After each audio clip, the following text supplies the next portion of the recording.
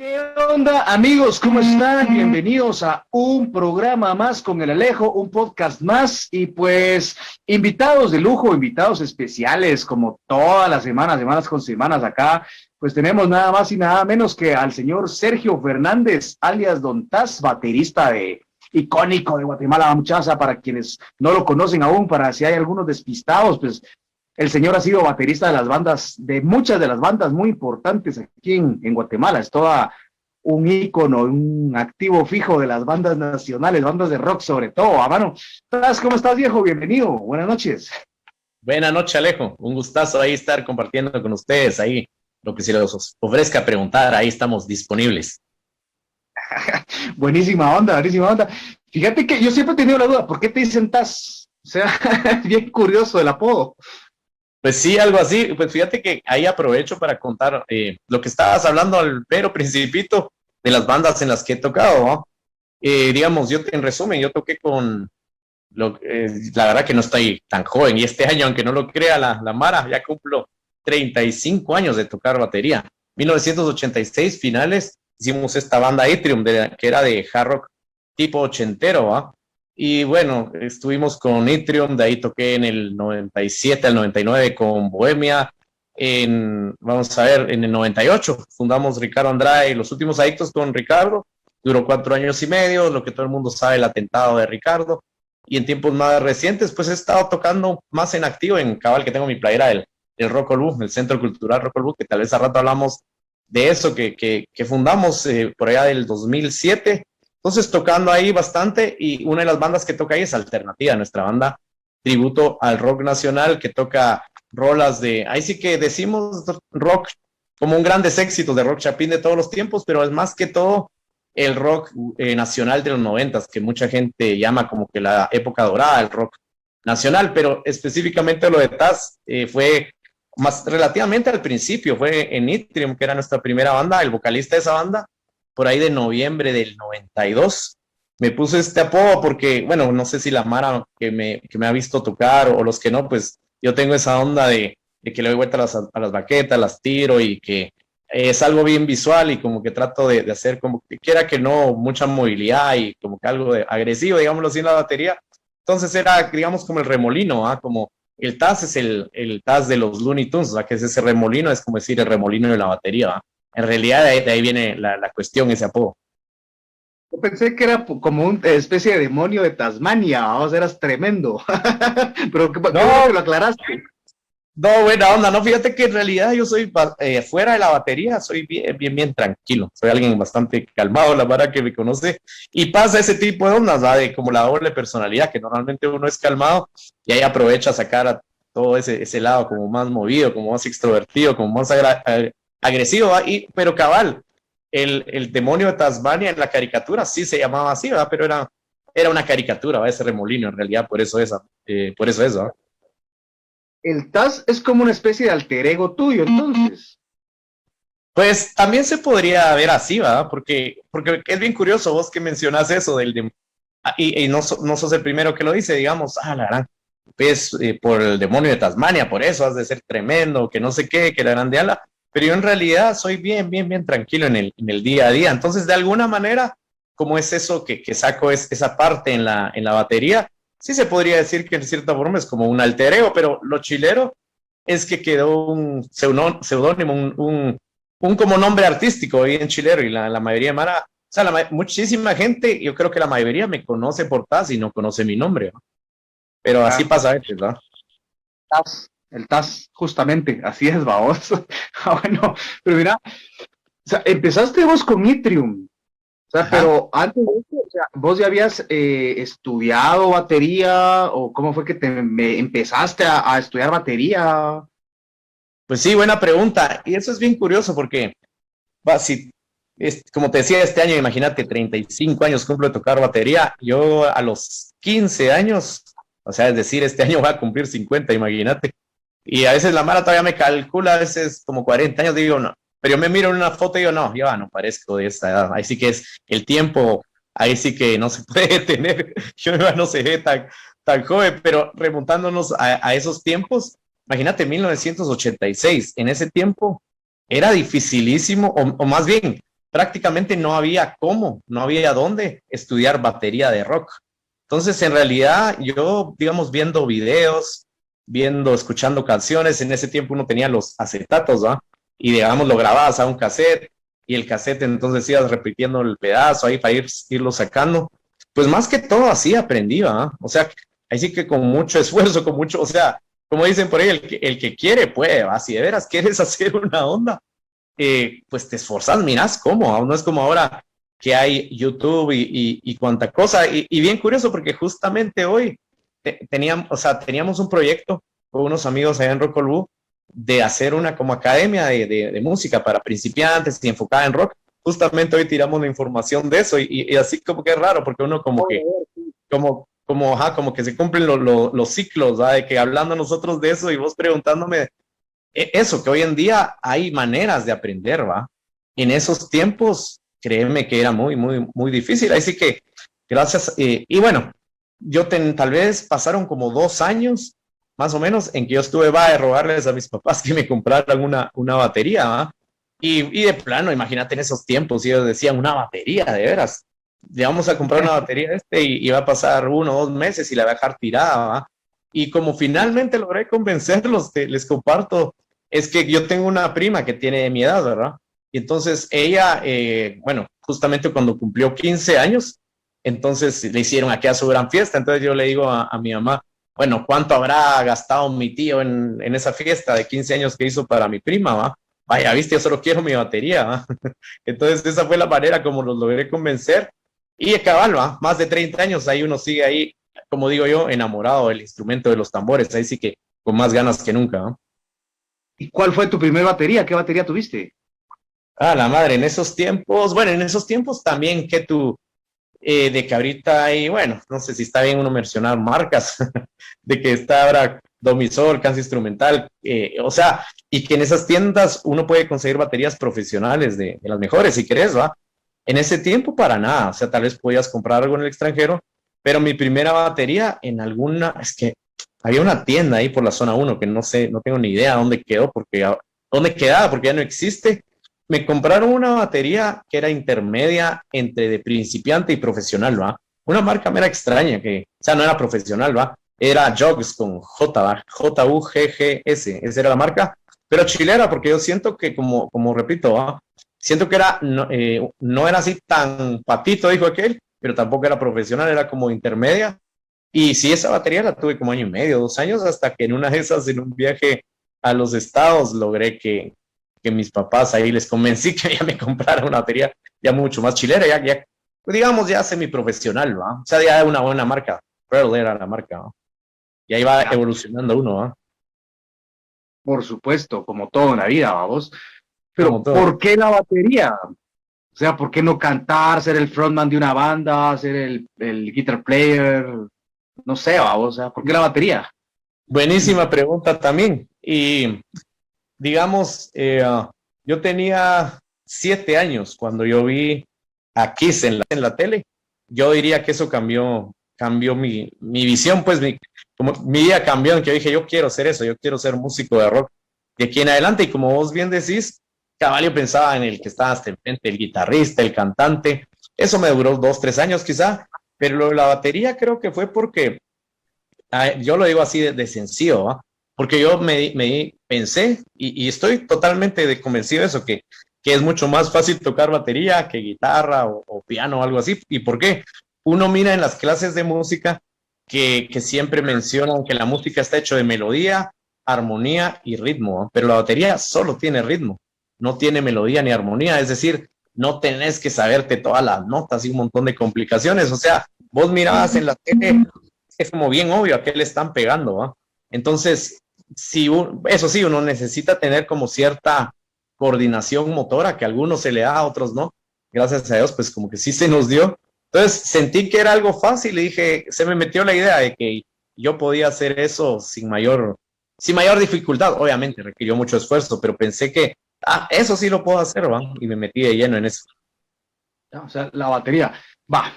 Y ahora, ligada a la pregunta anterior, o sea, ¿por qué la batería y por qué el rock?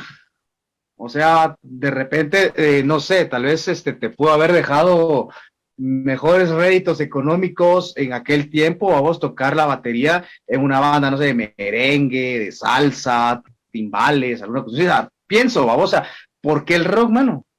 No, pues, hombre, ahí sí que, como te digo, pues en realidad esto en cierta forma como que nunca se ha tratado de dinero, ¿ah? Sino como que es algo de, algo que de veras vos sentís y nuevamente vuelvo a eso, o sea, vi a Kiss en la tele, imagínate, a los 7 años.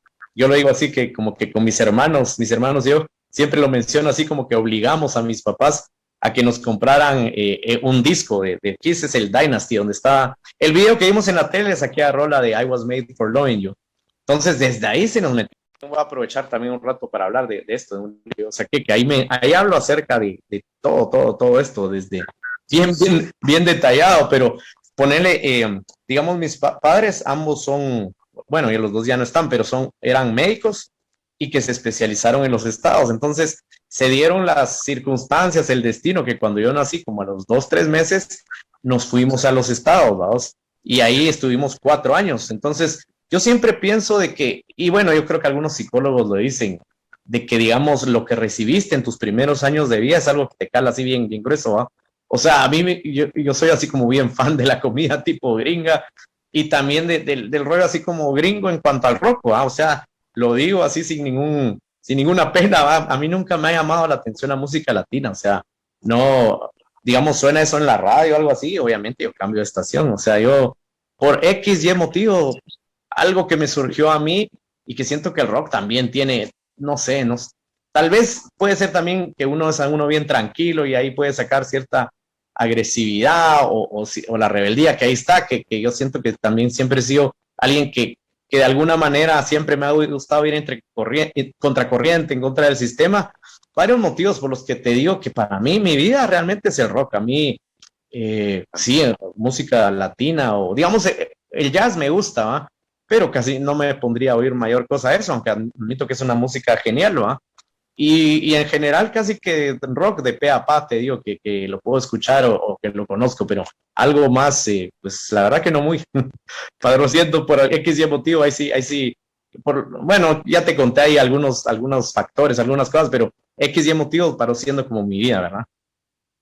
Claro, por supuesto. Bueno, contabas algo interesante, es que tus dos papás prácticamente eran médicos, vamos, especializados en Estados Unidos y toda la casaca. O sea, Ajá. ¿cuál fue la reacción cuando decís, papá, fíjate que quiero ser baterista de una banda de rock, vamos? O sea, en Guatemala, mamá, o sea, ¿qué te dijeron? Sí, pues bien extraño. Y todo esto como que va enlazado, porque yo también tengo mucho la idea de que, imagínate, mis primeros años de vida en los estados, ¿va? Y entonces yo años después le decía a mis papás o a mi mamá, la gran, ¿por qué no? Porque me contaron de que en ese momento que nos regresamos, mi papá ya se había especializado de patología allá en Houston, en un excelente lugar, y como que ya le habían ofrecido un buen trabajo allá y ellos X y motivo que decidieron regresar. Entonces yo le decía como que, ¿por qué no nos quedamos? Tal vez nos hubiéramos quedado allá y hubiera sido el baterista de algún grupo gringo, digamos. Uno no sabe qué hubiera pasado, pero imagínate, de repente se abría la posibilidad de ser baterista de algún grupo estadounidense famoso, qué sé yo, pero yo pienso que siempre el destino y el universo dicta las cosas por algo. Ahí regresamos y hicimos lo que hicimos aquí en Guate, pero concretamente con lo que me hablabas, sí, por supuesto. O sea, yo estoy seguro que cuando mis papás les surgió, mis hermanos que también tocan Atrium, esta banda de hard rock, era con mi hermano mayor, que me llevaba un año, y yo, mi hermano menor, le llevo 3 años y medio. Entonces teníamos 16 y 15 los que estábamos en la banda, el menor 11. Entonces por lo mismo que era muy niño, no estuvo incluido en el grupo, digamos, en ese momento, pero sí quiso tocar también, lo hizo. Yo estoy seguro que mis papás dijeron, estos, ¿por qué se les ocurrió esto? ¿Ah? Pero fíjate que fantástico lo de mis papás. Yo sé que mucha gente dice, es que yo tuve a los mejores papás del mundo, ¿ah? Que es como que cualquiera lo dice automáticamente, pero yo te podría decir que en mi caso casi que sí ocurrió así, los mejores papás del mundo, porque nos apoyaron, bueno, siempre estuvieron juntos, nunca se separaron mis padres, siempre sentimos que nos querían, que nos apoyaran, y esto lo que voy a decir, que creo que es el concepto más importante, ¿va? Nos dejaron ser, ¿va? Yo creo que eso es bien importante y que en muchos casos de mucha gente como que no ocurre, como que a pura fuerza quieren que los hijos sean de tal, que hagan tal o X cosa. Eso sí, siempre lo digo. Sí le respondimos también a mis papás de buena manera, porque, digamos, nunca perdimos clases en el colegio, todos fuimos universitarios, aprovecho para contar eso, o sea, yo también por esa presión que sentía implícita, digámoslo así, de que mis papás profesionales que se especializaron en el extranjero y todo, yo dije, si no saco aunque sea una licenciatura, vamos a sentir como el analfabeta de la familia, una cosa así. Entonces yo me gradué en ingeniería industrial, por los ejemplos y lo que vi en mi casa, nunca fue a qué onda de llegar borracho a la casa. Yo nunca he tomado, pues, aunque ustedes no lo crean, nunca me he puesto ebrio en mi vida, nunca he fumado drogas para nada. Entonces, hubo ese tipo de cosas donde también uno como que llevó una vida donde tal vez mis papás estaban a gusto y como es una como simbiosis, como una reciprocidad, ¿verdad? Como que por eso mismo también lo apoyaron a uno y nuevamente lo digo, nos dejaron ser, en mi caso me dejaron ser, y de alguna otra manera, porque tal vez yo tenía el sueño de ser un rockero famoso en los Estados Unidos o ir a gira en todo el mundo, pero el destino dijo que aquí nos quedáramos en Guatemala y lo asumí, y gracias a Dios se abrieron las puertas y con esfuerzo y todo, y pues se logró dejar cierta huella y lo más importante, o sea, realizarte en lo que vos te gusta, en lo que vos amás, en tu propia patria, y bueno, y cierro la respuesta un poco extensa de que mis hermanos viven en Estados Unidos. A mí me encanta ir allá por pasear, pero nunca en realidad me ha llamado la atención vivir allá. O sea, yo siento que X y motivos de las circunstancias del destino, mi misión, digámoslo así, era estar en Guate, en el arte, en la música, en el rock, y aquí estamos, lo hemos asumido, y bueno, alguien puede preguntar, ¿sos feliz? Pues sí, la verdad que sí. Hay muchas dificultades aquí en Guate, pero uno ha logrado, pues, por lo menos estar en esto, pues, lo que uno verdaderamente le gusta y le ama, y ama, perdón. O sea, tu sueño desde que conociste la batería y el rock era ser un rockero famoso, vos. O sea, digamos, sueños de adolescencia. Claro, pero, o sea, ¿crees que lo cumpliste en parte en Guatemala? ¿Crees que, o sea, te consideras vos un rockstar guatemalteco? La interesante pregunta, ¿va? Pues mira, todo esto también es como bien relativo, ¿va? Y en realidad como que, por eso te digo, sueños de adolescente, ¿va? Porque uno de 13, 14, 15 años sueña tales cosas, ambiciona tales cosas, y la inmadurez, ¿me entendés, va? Y también te pasa, digamos, cuando vos querés emprender algo nuevo, ser baterista, por ejemplo, ser músico. Cuando uno empieza, uno es novato, uno se cree así bien salsa, ¿va? Tal vez de que llevo 1 o 2 años de tocar y uno se cree ahí bien pilas, ¿va? Pero ya con el tiempo que vas teniendo más experiencia, adquiriendo más conocimientos, más madurez, obviamente ya sos mucho mejor, pero ya no te la crees tanto, ¿va? Ya te das cuenta que cómo son las cosas, que no, o sea, siempre hay algo que aprender y nadie es ni el mejor ni el peor, y se trata de que uno contra uno mismo uno tiene que tratar de esforzarse para hacer lo mejor que uno puede hacer, tener su propio estilo, su propia voz, pero concretamente eso que decís, digamos, es bien relativo, ¿va? Porque yo creo que para lo limitado que es nuestra Guatemala, ¿va? Haber tocado en esos grupos importantes y que mucha gente sí toma como a Ricardo como un mega ícono, alguien inmortal, a pesar de que él se fue.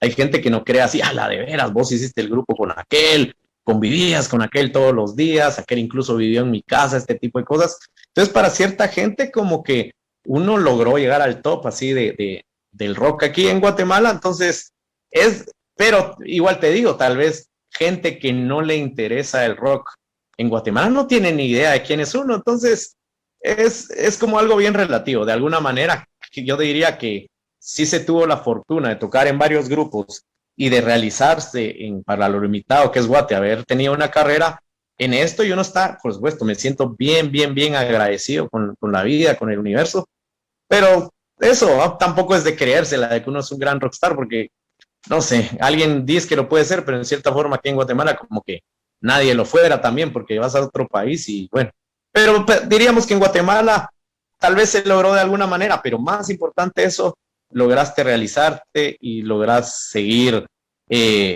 haciendo lo que realmente te gusta y que amas, ¿no? Yo más eso diría. Claro. O sea, lo definimos como el rock and roll, como el arte, como tu desarrollo personal. O sea, o va todo, o todo estrechamente ligado. ¿Crees vos que tu vida puede ser como un referente del rock and roll? Mi vida puede ser como Referente del rock and roll. o sea, que mi vida ser como un referente del rock and roll aquí en Guatemala. ¿Crees que, o sea, el rock and roll es un estilo de vida, ¿verdad? O sea, ¿crees que has vivido la vida del rock and roll? Sí, esto es otra pregunta curiosa, ¿va? Porque también cualquiera podría decir el estereotipo, que hasta cierto punto yo lo considero tonto, ¿va? De que en rock and roll es sexo, drogas y rock and roll, por ejemplo, ¿va? Yo no he llevado mi vida así, ¿va? Pero yo más creo que rock and roll es como que creer, o sea, y más aquí en Guate, va a ir en contra del sistema, la sociedad que es tan tonta, ¿va?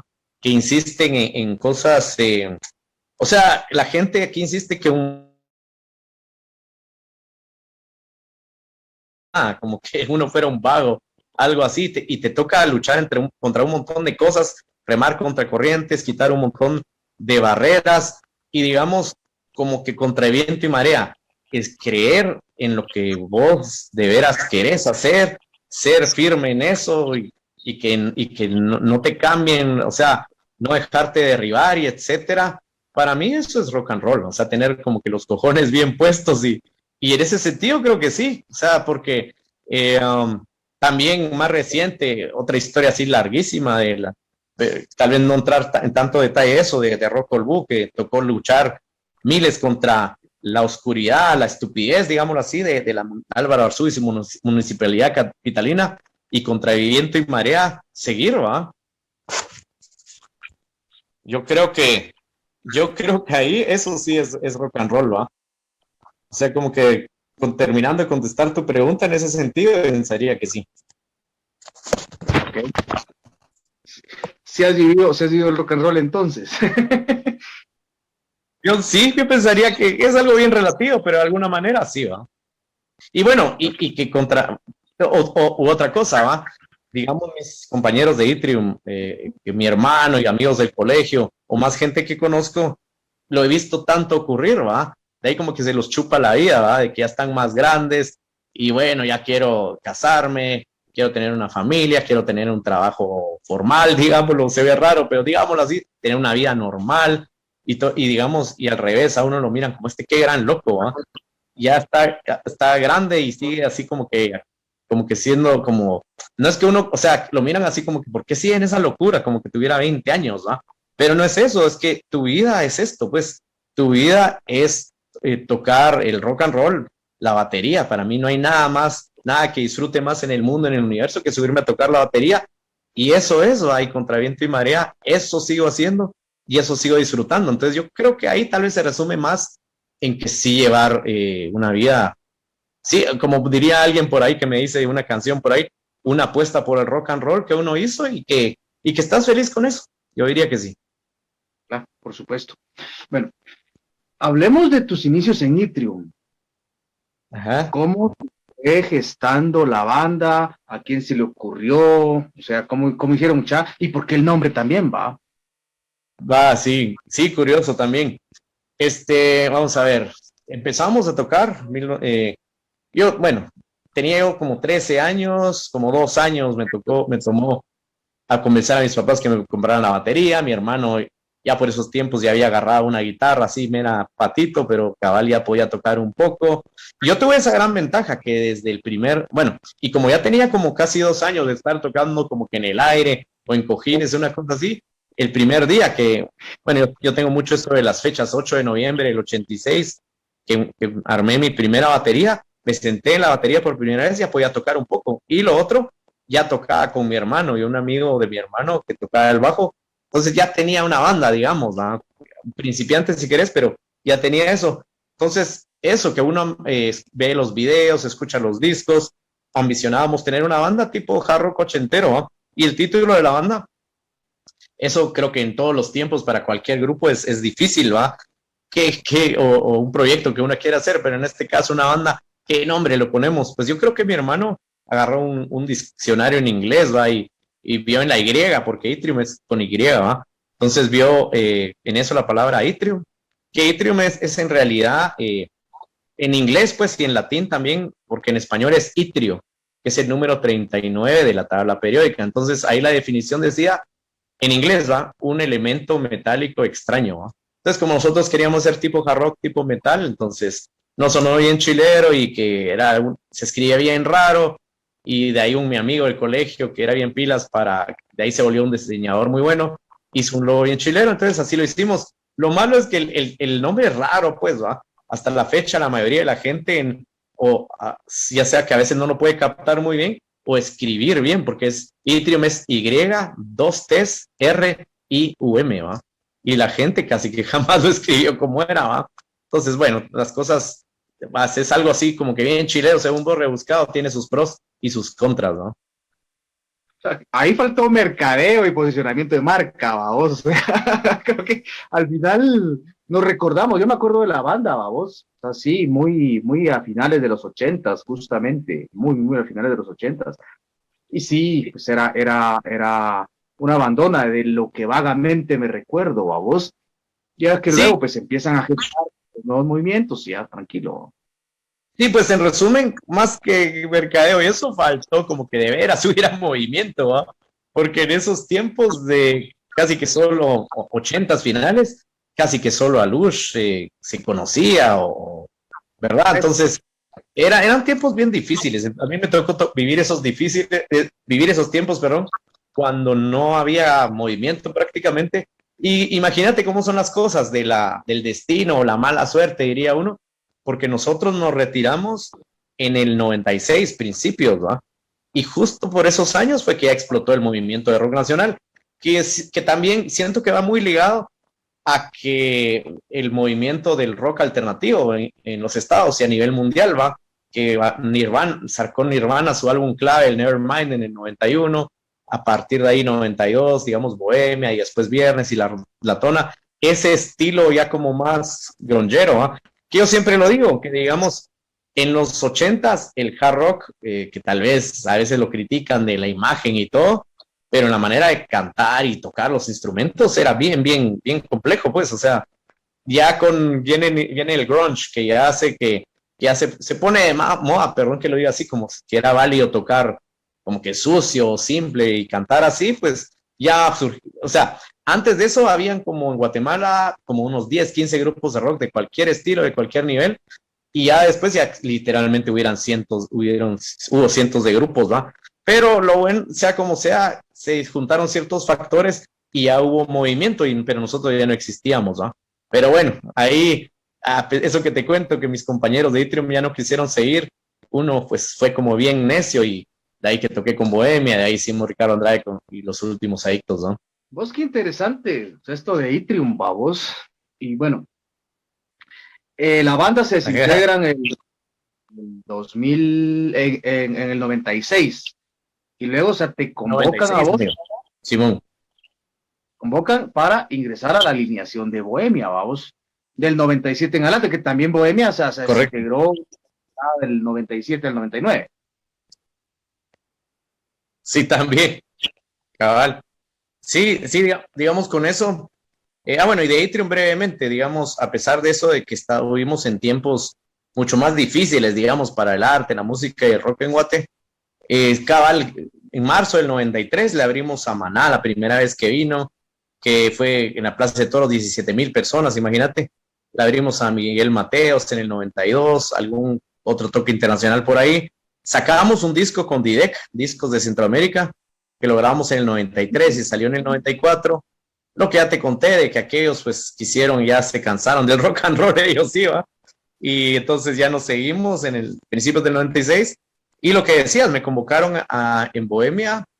Vamos a ver, bueno, en el 96, de que ya no estaba tocando con alguna banda, hicimos una banda de metal progresivo que se llamó Metamorfosis. Eso no fue muy conocido, pero lo clave ahí es de que audicionando gente, audicionando guitarristas, a los 19 años tenía él, pues conocía a Rolando López, guitarrista que después se volvió de los últimos adictos.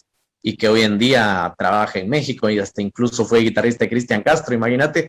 Y ahí también, ahí también jalamos a Espaderos a tocar. Ellos dos pasaron tocaron con Últimos Adictos años después, digamos. Pero esa banda, pues, es una metal progresivo, así, algo así como, nuevamente ese término, como rebuscado, algo que, bueno, muy comercial, que no fue muy conocido en realidad. Y de enero del 97 me habló, bueno, Pioy fue el que me llamó, el bajista colombiano de Bohemia de esos tiempos, me habló y toqué todo el 97 con ellos. Es correcto lo que decís, exactamente, yo me acuerdo 30 de agosto del 97 fue que aquellos terminaron de tener un conflicto ahí que no voy a mencionar. No soy quien para andar contando esas cosas, pero se deshicieron, man. Entonces de ahí en adelante, yo digo 97 a 99, pero toqué todo el 97 y en el 98 no hubo nada. En el 99, en realidad, porque yo creo que vos bien has de saber, ¿va? Sí hubo un reencuentro, ¿va? Fue octubre del 99 que tocamos con Bohemia en la Plaza de Toros. Hubo por ahí también un toque justamente en Shela. Fuimos a hacer un toque ahí a Puerto Rico. Y digamos, en ese tiempo ya existía Ricardo Andrade de los Últimos Adictos. Entonces, en ese interim que se deshizo Bohemia, pero que de ahí hubo un interim de que no existió Bohemia, pero ya en ese reencuentro, en ese tiempo, digamos, yo tocaba en ambas bandas. Eso ocurrió por algunos meses, digámoslo así. Pero sí, Claro, un montón de historias ahí. claro. Bueno, y prácticamente, o sea, los Últimos Adictos se empieza a gestar como en el 98, recuerdo Correcto. más o menos. Sí, muy bien. Me llega ahí de que ahí de todo lo que me vas preguntando y lo que vas comentando, pues muy acertado. Me llega, pues, bueno, aprovecho a preguntarte a vos brevemente. Sí, sos bien seguidor y bien fan del rock nacional, supongo, de plano que sí. Olvídate. Eso también, va. Es que se nota que sí, pues, o sea, porque hay veces que a veces te hacen preguntas y se nota que el entrevistador como que ahí ya no muy sabe el tema, pero en tu caso, súper chilero y digamos específicamente ahí es correcto. Eh, 30 de agosto del 97 se deshace Bohemia, más o menos por ahí del 10 de febrero del 98 se deshace Estrés, que Ricardo, bueno, vos lo sabes muy bien y supongo que algunos lo saben, pero hay algunos más jóvenes que no lo conocen tan bien, de que Estrés fue la banda anterior de Ricardo, que fue del 90 al 98, una banda que tal vez era un rock bastante pop, digámoslo así, ¿va? Pero sí tuvieron éxito, por supuesto, que sonaron en las radios, tuvieron conciertos masivos en Teatro al Aire Libre, por ejemplo. Después de que todo el 97, digamos, no todo el 97, pero un montón de meses del 97 estuvieron en México y al final, pues ahí estando ellos más de cerca, tal vez tuvieron, pero más conflictos, regresando de ese viaje al poco tiempo, pues disuelven la banda y coincide, digamos, algunos meses de separación, de que se deshace Bohemia y también se deshace Estrés. Y un amigo en común me dice, fíjate que ayer vi a Ricardo Andrade, el que canta, bueno, que cantaba en Estrés, me dijo, porque vos sabías que se acaba de deshacer Estrés, no, que no sé qué. Pues mira, vos deberías hacer una banda con él, ¿no? Aquí está su número, ¿no? Yo creo que lo llamé al teléfono de su novia, una cosa así, porque en ese tiempo, qué celular ni qué nada, y lo que pasa es que Ricardo, regresando de México, como que no tenía casa, ¿no? Digamos, ¿no?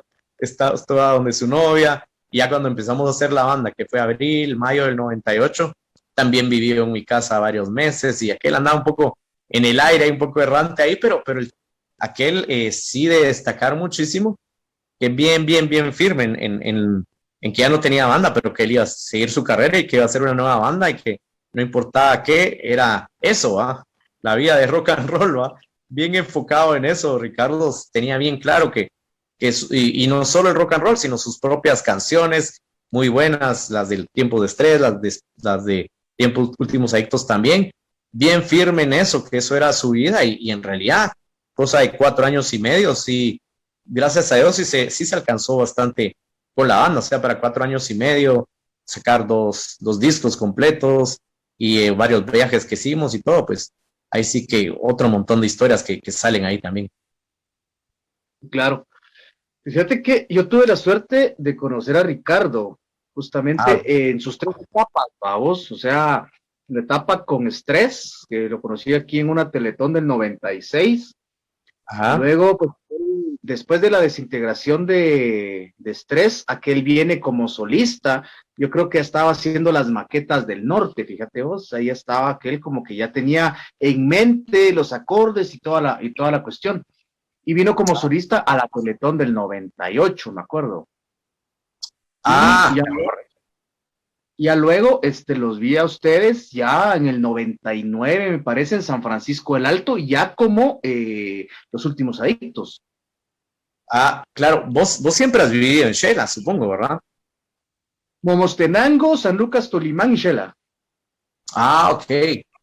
No, pues Occidente siempre genial, o sea, pues la capital, obviamente, aquí donde hay un montón de toques, pero aparte de eso, por supuesto, en Occidente es donde de veras ha habido apoyo y movimiento y que uno va a visitar varios lugares de ahí. Y aprovecho a contar de que la familia bueno, yo mencioné a mis papás médicos, mi mamá y toda su familia eran de Shela, ¿va? Entonces, y de hecho de ahí viene mucho de la inclinación musical, puesto que, bueno, que eso que te digo, la mamá me conoce como Taz, pero no conoce mi nombre. Mi nombre es Sergio Fernández Mazariegos. Mi segundo apellido Mazariegos es de allá de Shela, ¿va? Mi abuelo, que él fue abogado allá, él era familiar, primo hermano bueno, marimbistas Hurtado Mazariegos y Betancourt Mazariegos, ¿va? Él era bien cercano, era primo hermano de ambas familias. Él tenía en la sangre eso, pero al ver la vida, digámoslo así, de rock and roll, la que era marimba de tragos y toda esa cosa, me contaba mi mamá que mi abuelo nunca se inclinó por eso, sino que él quiso ser abogado y eso fue, ¿va?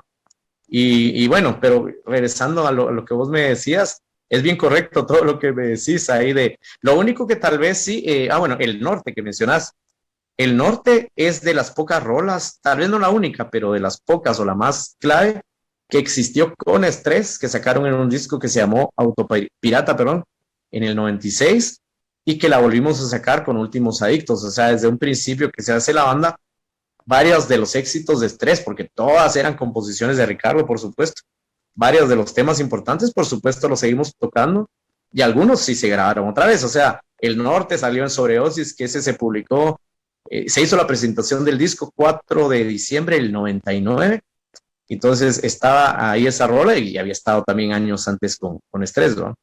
Pero sí es correcto todo lo que me decís, mi buen Alejo.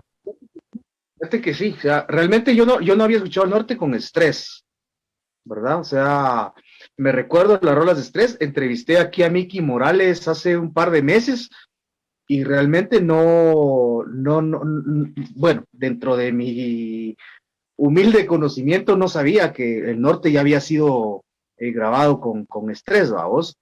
Pero, o sea, sí, ya en esta Teletón del 98 ya se le miraba a Ricardo que ya, o sea, la tenía en la cabeza y se ponía a tocar y toda la cuestión, vamos, o sea, era una cuestión bastante interesante. Y ya luego, pues cuando sale en, ¿cómo se llama? Con Los Últimos Adictos, en el disco Sobredosis, o sea, ¿se imaginaron ustedes en algún momento que esto iba a ser un tercer, cuarto himno nacional para los guatemaltecos?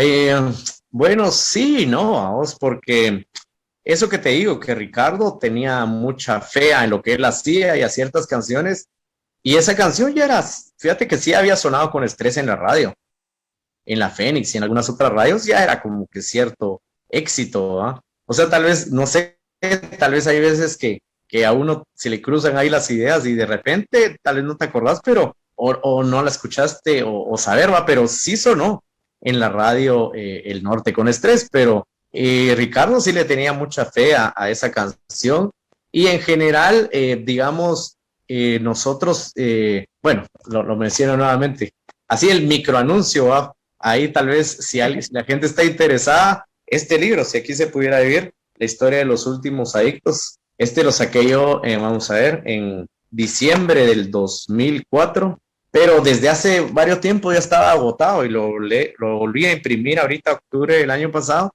Ahí cuenta bien extenso todo eso y si está bien por vos, tal vez ahí le podemos, a mi WhatsApp, tal vez a uno, para que la gente porque a veces la gente dice, la veras, ahí está ese libro, me han hablado de eso, pues y la gente me puede escribir y me han escrito desde octubre y allá por Occidente he mandado un montón de libros y hay un montón de historias como esto que me vino a la mente que ahí lo cuento también, de que cuando empezamos a hacer la banda, y también aprovecho yo para mencionar, no es el afán así como de meditar a otra gente, o digámoslo, el jalón de orejas al Mickey, ¿va? Porque los de Estrés, ahí lo cuento, o sea, ellos ellos disolvieron el grupo, prácticamente echaron a la droga al Ricardo, ¿va?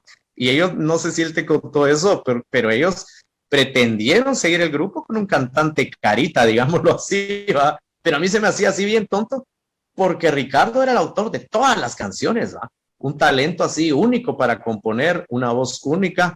Y entonces, a eso voy, que cuando empiezo a hablar con Ricardo, la voz de este cuate, sus rolas tan increíbles que tiene, su trayectoria que tiene, si hacemos una buena banda, pues nos tendría que ir bien, ¿va? Y ahí lo cuenta en el libro, que nomás empezamos a hablar como a la semana siguiente, una cosa así, surgió un viaje que por algo de trabajo que yo tuve que ir a hacer a El Salvador. Le dije, Ricardo, acompáñame, ¿va? Entonces nos fuimos y de regreso hasta El Salvador, que son como 4 horas de ida, 4 de regreso, y íbamos casetera, ¿va? Y íbamos oyendo de la música que nos gustaba, fíjate que a mí me gusta esto, sería chilero hacer algo así, etcétera, etcétera. Y hablamos, fuimos como proyectando todo lo que sería nuestra carrera, aunque no me lo creas, y de cierta forma sí se cumplió así, ¿va? Ahí sí que, porque en cierta forma, por los elementos que habían de la música de Ricardo, que te cuento, tan buena, y su voz tan buena, y su trayectoria, y si se hacía una buena banda, por supuesto, si se trabajaba bien, si uno se esforzaba un montón, pues podía pasar, pero ya lo demás, ahí sí que es el Dios y el universo el que va a dictar si vas a lograr algo o no, y vuelvo a decirlo, o sea, sí, muy agradecidos con lo que nos tocó vivir, digamos, o sea, también está lo del atentado, que tal vez ahí me ibas a hablar de eso, pero también eso es algo que también Dios, el universo, dice por qué pasa o por qué no pasa, ¿va? Y digamos, pero y específicamente lo del norte, pues sí, Ricardo creo que le tenía mucha fe a eso, ¿va? Y es más, muchos opinaban, o tal vez se opinaba, de que si no pasa el atentado, y que nosotros ya estábamos cerquísimas, a las puertas, de hecho, el atentado fue en octubre de 2002, todo septiembre del 2002 estuvimos en Los Ángeles, en noviembre nos íbamos a volver a ir todo el mes a Los Ángeles, la idea del siguiente año, 2003, era radicar allá, entonces pensábamos con esa canción como punta de lanza, imagínate, sí pensábamos que como decís vos, que se volvió un himno acá, en El Salvador también, que la conoce muy bien, de repente se pudo haber vuelto, si nos daba la chance de ir a esos lugares ya más, una presencia ya más fuerte, tal vez se podía volver un himno en los estados, digamos en Los Ángeles o esos lugares donde hay mucho latino, o en México también, va, pero bueno, ahí sí que el destino y el universo pues dicta qué es lo que va a pasar, va, amigo. Claro. Vamos a irlo, como dijera Jack el Destripador, desmenuzándolo por partes, vaos. Ajá. O sea, del 98 que logran fundar Los Últimos Adictos y todo, o sea, El Norte es tal vez la canción emblemática, pero, o sea, tienen muchísimas, o sea, en la discografía, mano, o sea, de verdad tienen, pero bastante material que vale muchísimo la pena, ¿va? O sea, fue un disco bastante completo para su época, vos. Sí, pensaría que sí. Y bueno, honor a quien menor honor merece, ¿va? Ricardo, lo que yo te he dicho más de una vez, Ricardo era el compositor de todas las canciones en los, perdón, en los 2 álbumes de Últimos Adictos y también en todo el Tiempo de Estrés. En el Tiempo de Estrés no sé si hubo una o dos canciones que fue pues, escrita con alguien más, pero en su inmensa mayoría, o sea, todas las canciones eran de Ricardo. Y digamos, canciones que se heredó con Últimos Adictos, porque insisto, eran canciones de Ricardo. En los Tiempos de Estrés estaba Romper el Silencio, estaba Porque le extraño tanto, estaba El Cadejo, estaba No hasta esperar, Eres tú. Ya solo esas 5, pues unos grandes éxitos. Estaba Ya no sé qué hacer conmigo, que hasta el día de hoy rolas que la Mara sigue pidiendo. Y digamos, en el primer álbum de Adictos, el disco, el Sobredosis se llama, rolas muy buenas, pero de así bastante exitosos, digamos, estaba Elemento, en medio está Fe, el Norte, el Blues, y más otras canciones que tal vez no eran las radiales, pero también sonaron un poco en la radio, y Sobredosis, el segundo álbum, también tenía, creo que era un disco como más maduro, yo sí se lo dije a Ricardo en ese momento, yo creo que el disco está buenísimo, pero siento que le comenté a aquel, tal vez no tiene rolas como las del primer disco, o sea, yo creo que tenía esa característica, Ricardo, ¿eh? Tan dedicables pues a por amor y desamor, ¿no? Rolas así dedicables como Elemento, en medio de esta fe, que medio mundo se le ha dedicado a su novia, a su esposa, qué sé yo, ¿ah? Ese tipo de rolas tal vez no estuvieron tanto en el segundo álbum, pero igual un magnífico álbum, ¿no? Claro. Me han contado que mucha Mara dedicaba o tuvo alguna su traidita dedicándose a rolas, ¿va? O sea, Sí, o sea, le pasó a la hay muchísimas historias de eso, mano. Muchísimas. Pero nuevamente, el mérito de Ricardo, de un gran compositor, ¿va? Digamos de nosotros o el mío, pues, de que tal vez, si te das cuenta, no sé si vas a hablar después de eso, que hoy en día Inti María sigue existiendo. Yo lo menciono porque es lo que demuestra esa como mi necedad en mi personalidad, ¿va? Que yo quiero algo. Entonces yo siento que eso era lo que yo ayudé un montón con Últimos Adictos, de que Ricardo era obviamente el líder artísticamente, musicalmente, que él hizo las canciones, pero como operativamente yo era el que andaba ahí como que haciendo el manager el papel del manager cae mal, ¿va? Para empujar todo y que todo funcionara y también ser como el punto de enlace, como el que dirigía la banda en cierta forma, ¿va? Fíjate. Claro. Pues, ¿y cómo fue trabajar con Ricardo? Bueno, pues por un lado, lo que te digo, un excelente artista, un excelente compositor, alguien que de alguna manera hacía como que la producción musical de los discos también, o sea, que él tenía bien claro cómo quería que sonaran cada canción, ¿no? Entonces él dirigía producción musical, me refiero que ya tenés una canción, pero querés que tenga tales arreglos, que son más rockero, o más pop, o que más moderno, o que sonidos electrónicos, o esto que el otro, él tenía bien claro cómo quería que sonaran sus canciones y él lo dirigía y buenísimo. Entonces, artísticamente genial. Ahora la parte que también cuento en el libro, que por eso te digo, ese como mancuerna, perdón, como amalgama que hacíamos, que yo también, tal vez por el rollo, como yo estudié ingeniería industrial, que uno para haciendo así como ese carácter tipo administrador, gerente, pero aquel era un genial artista, pero digámoslo así, mi gordo era a ratos así como bien en la luna, ¿va? Como que había que andarlo ahí como que empujando, jalando. Él era, sí, definitivamente era como un artista del pueblo, ¿va, mano? O sea, él venía, estaba en cualquier lugar y le hablaba, yo así lo cuento, le podía preguntar, nomás había terminado Estrés, el chiclero, digamos, ¿va? Mire Ricardo, ¿y cómo fue eso de que se deshizo Estrés? Y él ahí lo miraba contando la historia como media hora y así, ahí le digo, mira, buenísimo pues la plática, pero mira, nos están esperando tal lado, si no vamos ahorita vamos a llegar tarde y ese tipo de cosas, ¿va? Entonces Ricardo, pero, o sea, que era así como mero distraído, como que a veces se le iba la baranda en ciertas cosas, pero genial que sí era un artista del pueblo, bien humilde, perdón, y magnífico artista, pues definitivamente. Ahí sí que yo siento una gran bendición haberme topado con él y haber podido trabajar con él. O sea, lo digo, tal vez uno se esfuerza en su carrera y todo, pero, y cabal lo miraba ayer en la entrevista de un rockero X ahí gringo, ¿ah? En realidad no es tanto que uno sea aquel gran músico para tocar guitarra, batería o cantar, ¿va? Más importante que eso son las canciones, ¿va? Y Ricardo las tenía magníficas y haber tenido la oportunidad que le da a uno Dios, el universo, de toparse con eso, trabajar con eso, pues gracias a eso, pues uno logra tener una carrera pues más importante a raíz de estar en una banda con canciones tan buenas y sí se le debe muchísimo a Ricardo. Yo siempre lo reconozco y siempre lo voy a reconocer. Claro.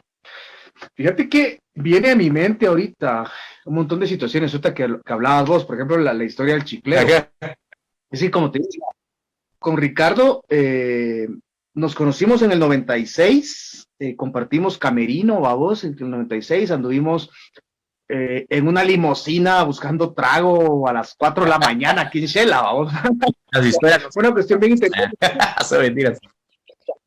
No es que nos hayamos hecho cuates, babos, muy cuates, pero sí nos conocíamos, nos hablábamos y todo. Y recuerdo que si no fue el último concierto, fue de los últimos conciertos en San Francisco el Alto.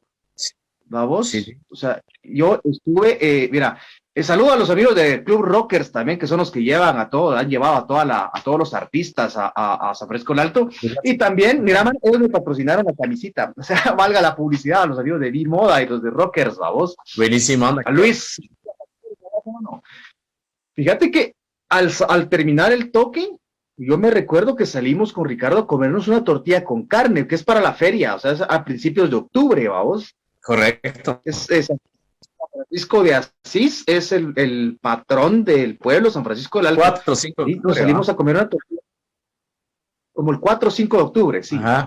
Yo recuerdo que fue como 5 de octubre, vi, platicamos, me dio un número de teléfono porque en ese tiempo empezaba una banda de rock también, entonces dije, mira, necesito aprender a vocalizar. Ah, qué cool. Entonces dijo, cuando estés en la capital, llamame, cuando vayas, llamame y todo, nos juntamos y estate unos tus 15 días y yo te ayudo, vamos. Y como cabal venían las vacaciones, dije, bueno, diciembre, a finales de noviembre voy a Guate y platicamos. ¿Va? Ajá.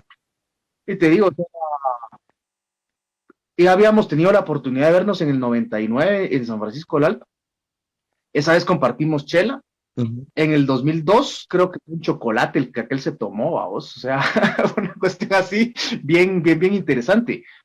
Pero es justamente lo que vos decías, vamos. O sea, la humildad que aquel tenía de venir, sentarse, platicar con la banda, echarse una chela en el kiosco, el parque, platicar con el chiclero, con la señora, las tortillas con carne, vamos. O sea, un talento y una humildad impresionantes, vos. O sea, para el nivel de artista que él era, ¿va?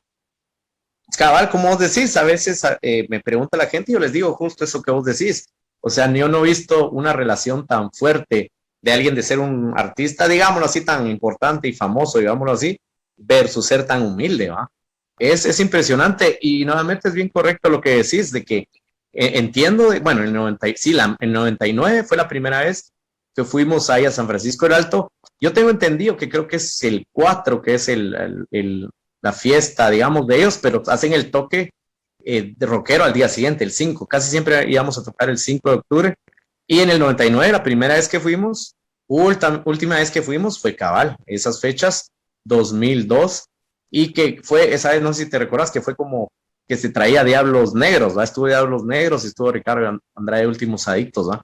Y en realidad sí fueron los últimos toques, esa serie de conciertos con Diablos Negros en Occidente, y el último, sí fue una semana después, fue el sábado 12 de octubre en Panarrock, Café Panajachel, ¿va? Sábado 12 de octubre y 2 días después, el 14 de octubre de 2002, fue el atentado que todos conocemos, ¿va? Ya. Igual, saludos a Mauro de Panarrock, ahí que lo vi la semana pasada en Panam. Pero, Mauro, genial. Buenísima onda para apoyar siempre. Un gran amigo de Ricardo. Genial, sí. De Ricardo Andrade también.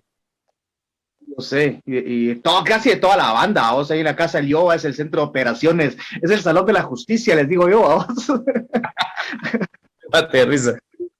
Claro, pues miramos, ya el asunto es, o sea, ¿cómo fue la cuestión? Porque al final, en el libro vos plasmás, o sea, ¿cuál fue prácticamente, si no el móvil, vamos, ahí no estás obligado a contestar, vamos, pero ¿cuál Ajá. crees vos que sea tu versión de lo que sucedió en el atentado, el ataque?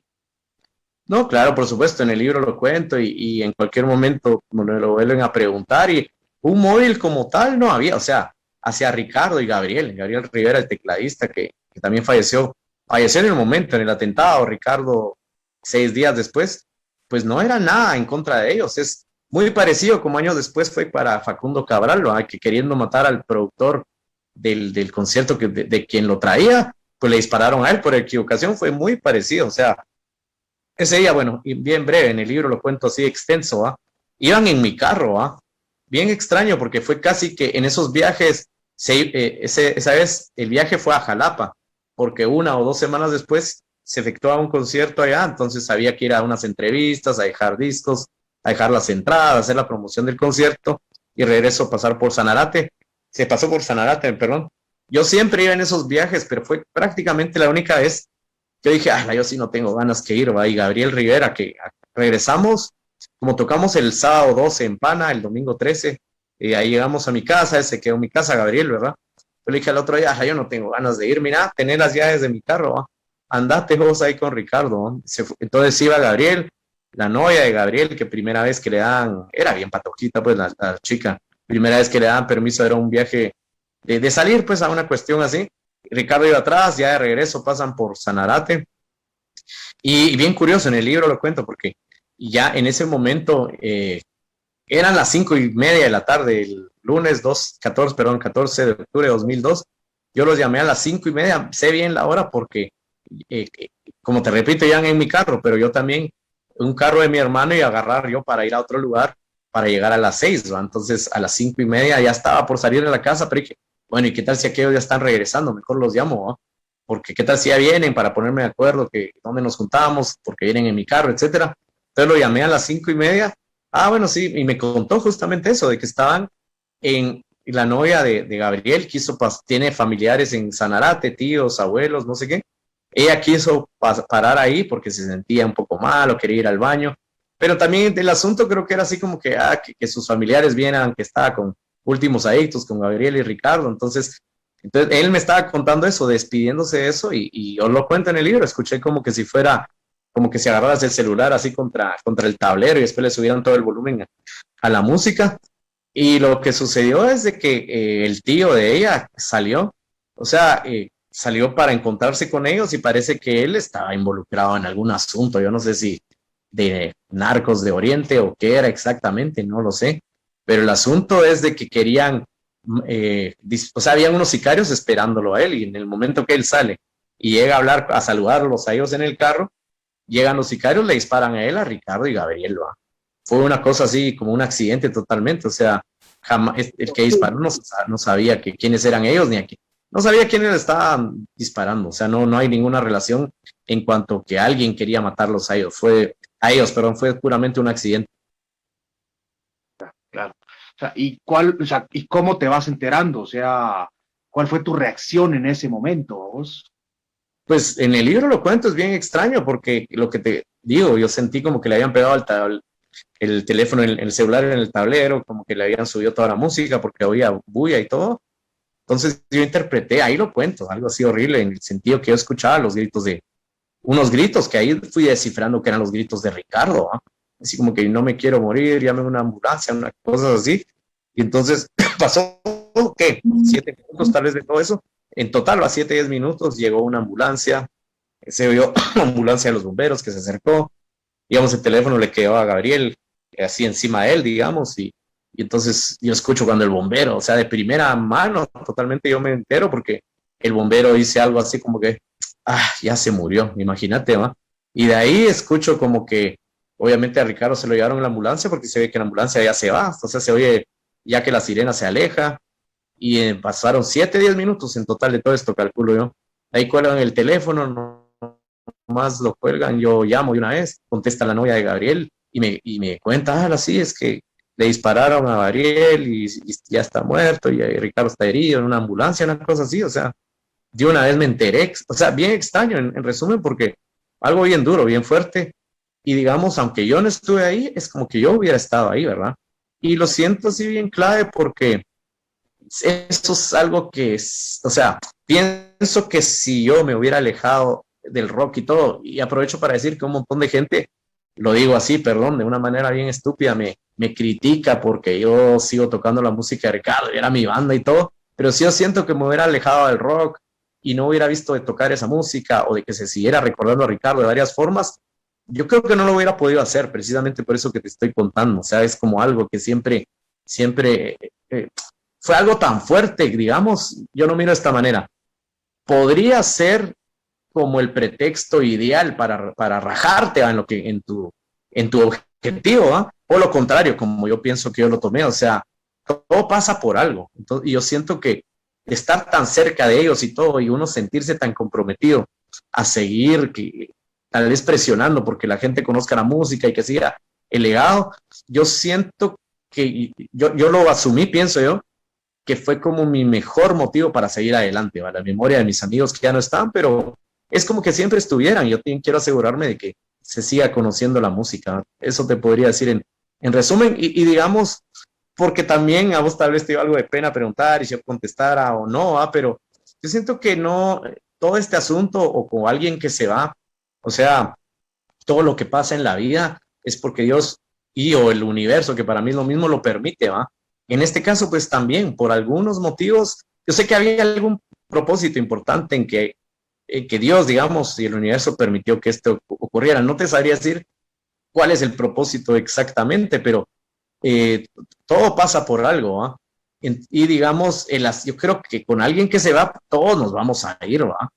Nos vamos a deteriorar ir o violentamente o inesperadamente como Ricardo, pero digamos con esa premisa, todos nos vamos a ir, pero Ricardo en cierta forma está más vivo que cualquiera de nosotros, porque su música siempre sigue sonando y él como que va a ser inmortal, digámoslo así. Y entonces yo, digamos, ese tema lo cierro con decir de que el chiste, la idea pues no es lamentarlo y como una gran tragedia, sino como que aprender e imitar lo bueno que Ricardo hizo, que si hubiera más gente que viviera de esa manera, que contra viento y marea sigue sus sueños ideales, pues Guate sería diferente, ¿va?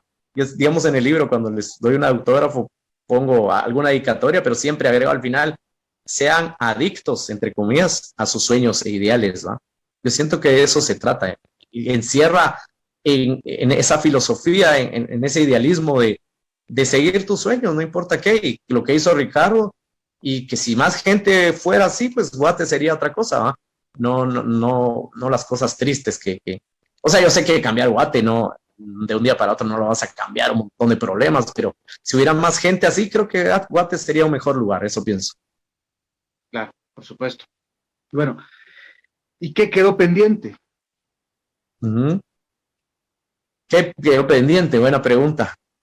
Bueno, digamos, habían canciones que hubieran podido salir, seguir con la carrera. Nadie podría saber exactamente qué iba a pasar, qué hubiera pasado.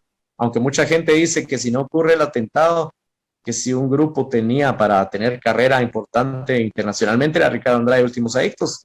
Tal vez sí, en el sentido de que ya estábamos con todo el empuje para irnos al extranjero. Imagínate un montón de años después, hasta hace cosa de año y medio, 2 años y mucho, Rolando López, el niño, el guitarrista, tuvo un hijo, pero hasta ese momento, o sea, aparte de eso, ninguno tenía la idea de formar una familia y todo. Te lo cuento no porque eso sea algo malo, sino porque en realidad todos estábamos comprometidos con la carrera y lo que se requiriera, irse a los estados, a México.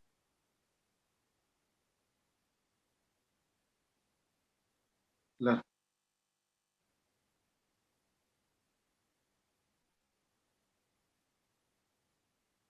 No te escucho, no te escucho. Se fue el audio, se fue el audio. Eh, Metamorfosis, Itrium Metamorfosis, Bohemia Suburbana, Ricardo Andrade, Últimos Adictos. Yo toqué en un montón de bandas, ¿verdad? Entonces como que ya no era tanta mi idea de seguir, o sea, como volver o sea, sí tengo algunas canciones que hice en algún momento, pensé que tal vez era la onda que siguiera la banda, o dio un proyecto personal con unas canciones que tengo, pero de ahí me surgió más la inquietud de lo de Rocolú, ¿va? O sea, un lugar que fuera como un enlace, ¿va? Tratar de presionar para que haya un lugar para bandas, como un homenaje vivo al rock guatemalteco y como un lugar que existiera como un enlace para las bandas viejas, ¿va? Y una plataforma para nuevas bandas. Y ese es mi proyecto, que eso es lo que estoy contento ahora. Y así como hace 30 años yo pensé en ser baterista para siempre, digamos, sí quiero seguir tocando, por supuesto, pero ahora más que tener una carrera o una banda, una carrera tan en activo con un nuevo proyecto, más pienso que mi misión es que siga existiendo Rocolú y ver si lo puedo expandir y que hayan más, no sé si aquí en Guatemala he tenido ese sueño, tal vez en otros países, en el extranjero, tal vez se pueda seguir ampliando, pues eso es lo que siento que en mi caso, que es lo que toca y lo que ya te dije, a través de los tributos y a través del libro y a través de estas pláticas y todo, siempre seguir recordando y que Ricardo siga viviendo y que su música se siga expandiendo y que él siga viviendo a través de eso. Pues en esas cosas lo resumo. Mano, pues por supuesto. Y un par de palabras para los haters, vamos, la Mara que te dice, mira, ¿por qué tanto tributo a Andrade? Pues mira, eso de cierta forma me tiene así como sin cuidado totalmente, o sea, es un poco tonto ponerse, a veces me dice la Mara, vos de veras no te molestas por eso, ¿y por qué? O sea, ¿Por qué habría de uno de molestarse de eso? Pero ya que estamos hablando de ello, en resumen, o sea, es un poco tonto esas posturas, pues digo la verdad, porque hay un montón de grupos que tocan covers en cualquier lugar, o cumbias de covers o lo que sea, y yo en cierta forma no estoy haciendo covers, estoy tocando la música de mi banda, ¿va? Entonces, si hay un montón de gente que toca un montón de covers y vive de eso, entonces, ¿por qué es un mega problema que yo toque la música de mi banda? Y que además vuelvo a decir eso, o sea, yo estoy ayudando a que siga el legado de Ricardo, que su música siga conociendo. Hay gente que nunca tuvo la oportunidad de ir a un toque de Ricardo Andrade Últimos Adictos y lo disfrutan al máximo. Es lo más cercano a haber vivido hace 20 años un concierto de esos. Hay mucha gente que lo agradece. O sea, hay demasiadas cosas buenas que salen de eso. Entonces, se me hace un poco o muy tonto rebuscar en las cosas supuestamente malas que pueden haber ahí. O sea, ¿qué malo puede haber ahí? O sea, a veces te critican como que si uno fuera el presidente que se está robando sus impuestos, ¿va? Y obviamente no, pues, o sea, una mente está tocando la música de su banda. Hay muchas cosas buenas y en resumen te diría, ese tipo de críticas dicen mucho más del que hace la crítica que acerca del que están criticando, ¿va? Dice más tal vez de que alguien tal vez está frustrado y no tiene una vida muy feliz y que tal vez lo más interesante y chilero que puede hacer en su vida es hablar este tipo de muladas, pero que lo diga así en redes sociales, ¿no? Tal vez eso, ¿no? Por supuesto. Pues bueno, Taz, muchísimas gracias, mi brother. Muy agradecido por tu tiempo, por esta interesante plática. Y bueno, pues estás Genial. invitadísimo para una próxima. Lamentablemente, pues el tiempo se nos va. Un Sí. fuerte abrazo para ustedes también. La próxima semana tenemos invitados especiales. Y recuerden, yo soy El Alejo con Sergio Taz Fernández. Un abrazo, mano. Alejo, un gustazo, te lo agradezco mucho. Estuvo genial. Servirte, brother. Buenas noches.